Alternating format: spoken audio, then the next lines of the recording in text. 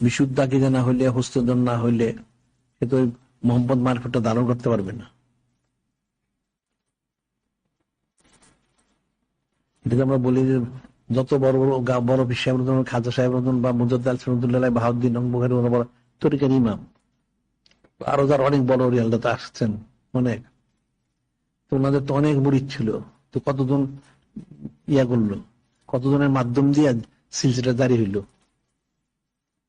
গায়েব হয়ে গেছে। এখন তো বাজারে নাই, মানুষ দেখবো থেকে। যেমন যাত্রাবাড়ির দর্শে আমরা দেখছি তো কত শত শত আলেম আসছে, হাজার হাজার আলেম, কিন্তু সবারই জিজ্ঞেস একটা লোকের আকীদা শুদ্ধ না, একটা লোকের বিশুদ্ধ হস্তে নাই।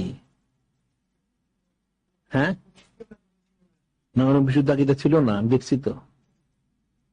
মুরিদ হয়েছে ঠিকই, বিরাট আলেম, মুফতি, মুহাদ্দিস মুরিদ হয়েছে, তার যেভাবে আকীদাটা থাকা উচিত সেরকম নাই। এখন শূন্য হয়ে গেছে সব, একটা লোক যাবে না গিয়ে দেওয়া গিয়া। মুফতি, মুহাদ্দিস, মুফাসসির এরকম সারা বাংলাদেশের অনেক, কিন্তু আকীদা দেখলাম যে আকীদা ছিল শুদ্ধ না। যেইভাবে একটা লোক মুরিদের যে আকীদাটা থাকা প্রয়োজন সে আকীদাটা নাই, যার জন্য কেউ কিছু হাজির করতে পারে না।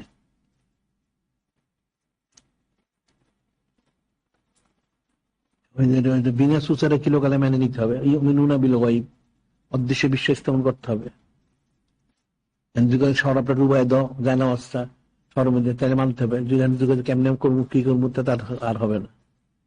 এরকম ভিতর ভিতর সুচারে রয়ে গেছে,